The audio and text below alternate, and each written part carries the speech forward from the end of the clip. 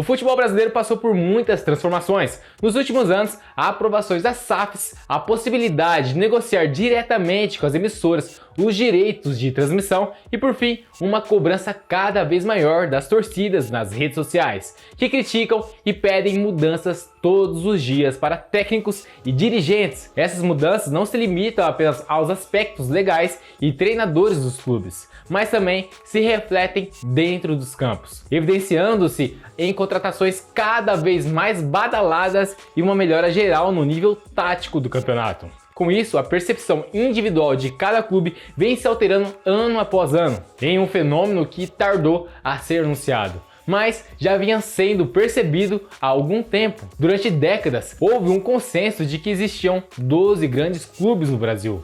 Os 4 grandes de São Paulo, Rio e as duplas Mineira e Gaúcha. Essa classificação ocorria por diversos motivos: títulos nacionais e internacionais, exposição, orçamento e torcida. Às vezes, algum outro clube chegava a beliscar algum título, como Atlético Paranaense, Bahia ou Sport, mas a média tendia a ser essa mesmo. Embora excluísse uma parcela considerável dos torcedores e clubes brasileiros, essa classificação era de certa forma incentivada pela mídia para destacar os clubes com maior torcida e assim gerar maior receita de transmissão e anúncios. Mas será que ela ainda é verdadeira? O esporte mudou e passou da hora de reconhecer que o mito dos 12 grandes é isso. Um mito. Eles podem concentrar a maior parte dos títulos de grande importância e a maior torcida, mas olha, a classificação do Brasileirão nesse momento e o que o Fortaleza, Bahia e Bragantino estão fazendo na parte de cima da tabela. E onde está o Santos? Cada vez mais, clubes considerados menores, mas bem organizados, estão desafiando essa concepção. E como o John Textor disse há alguns dias,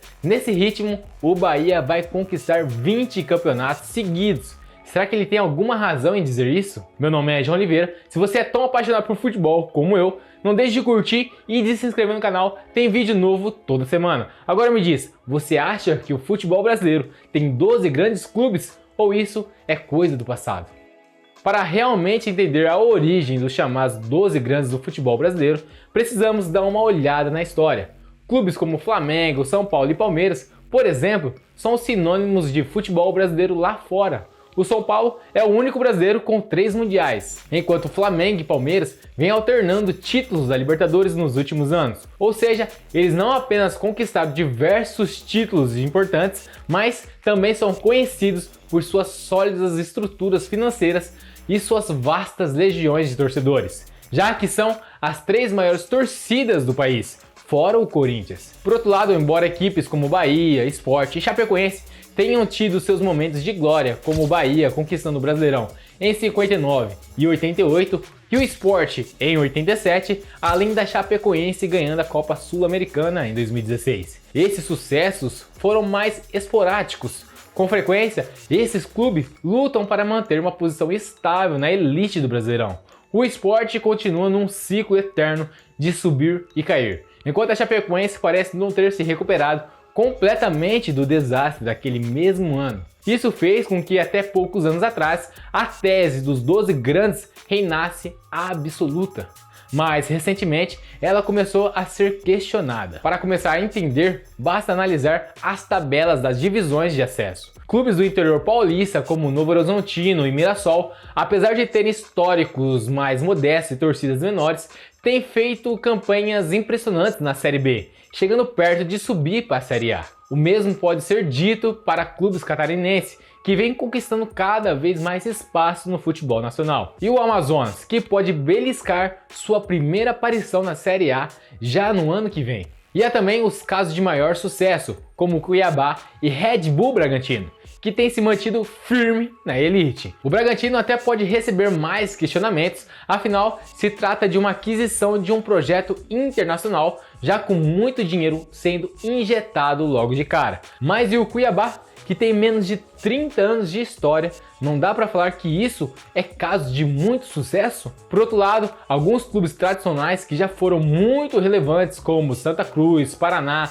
Portuguesa, São Caetano e América do Rio, hoje enfrentam sérias dificuldades financeiras e estão fora das principais divisões do brasileiro. Ou seja, o futebol está se tornando mais democrático, o que é bom porque permite que esses clubes com tradição retornem à elite, assim como abre espaço para novas caras. Claro que isso não garante que eles nunca serão rebaixados, mas mostra que a competição está ficando mais equilibrada. A realidade é que clubes que se apoiam apenas no tamanho de sua torcida, mídia e história estão enfrentando desafios cada vez maiores, em um cenário onde a gestão profissional e responsável estão se tornando crucial. Esse é um tema ainda muito inexplorado, porque se teve uma coisa que nos últimos anos provaram, para resistir, um clube tem que ser bem administrado. Pegue, por exemplo, o Palmeiras, que quando caiu em 2012, poderia ter entrado em uma espiral negativo e ficado anos na seca. Contudo, com a chegada da Crefisa e de uma gestão compromissada com o futuro, em questão de anos, eles já estavam na final da Libertadores. E hoje são, inquestionavelmente, o time mais bem sucedido do Brasil nesses últimos anos. Para contrastar, clubes como Cruzeiro e Vasco, que também caíram, estão levando muito mais tempo para se reerguer, já que o endividamento vem pesando no planejamento desses times, sendo essas dívidas a principal herança deixada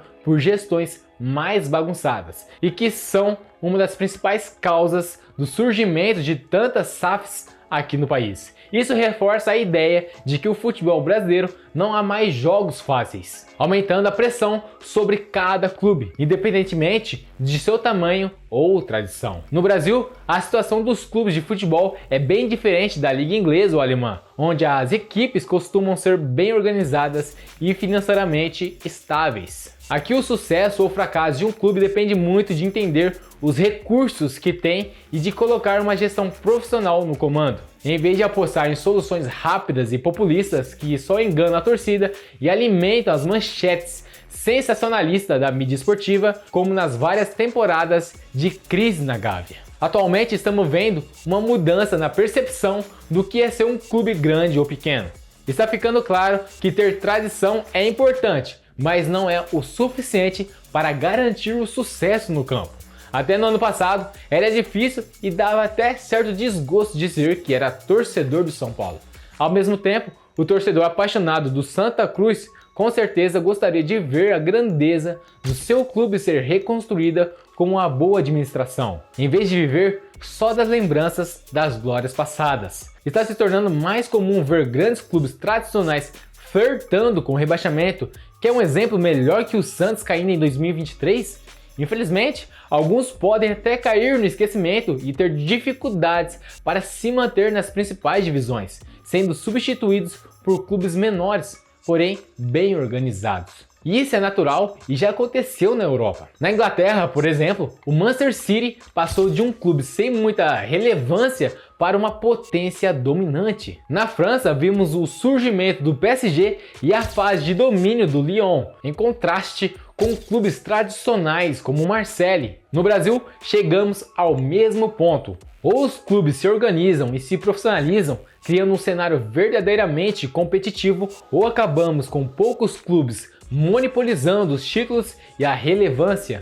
Ninguém aguenta mais Palmeiras e Flamengo ganhando tudo todo ano, mas para competir com eles, principalmente os clubes que não têm uma torcida tão grande e por consequência arrecadação, o único caminho é a profissionalização da gestão, finanças e contratações. É claro que os 12 grandes continuarão a ter uma grande chance por conta de suas torcidas e tradição, que vão continuar lhes conferindo maior alcance e tempo de TV.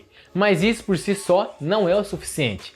Aqueles que continuarem presos a uma mentalidade amadora de meio de tabela, seguindo modelos de gestão ultrapassados, vão sentir os efeitos negativos dentro de campo, correndo o risco de viverem do passado e flertar com o rebaixamento, como o Corinthians, Fluminense e Grêmio estão fazendo este ano. Ou seja, não existem mais 12 grandes. Se fosse para elaborar uma lista justa, ela teria que incorporar praticamente toda a Série A, já começando a pegar alguns que hoje se encontram na Série B. Para não tornar redundante, talvez a melhor alternativa seja esquecer que algum dia existiram os 12 grandes e entender que hoje não existe mais essa distinção. Grande ou pequeno, tudo pode mudar em alguns bons ou maus anos. E a única forma de lutar contra isso é pensar no futuro, algo que infelizmente muitas diretorias ainda não entenderam.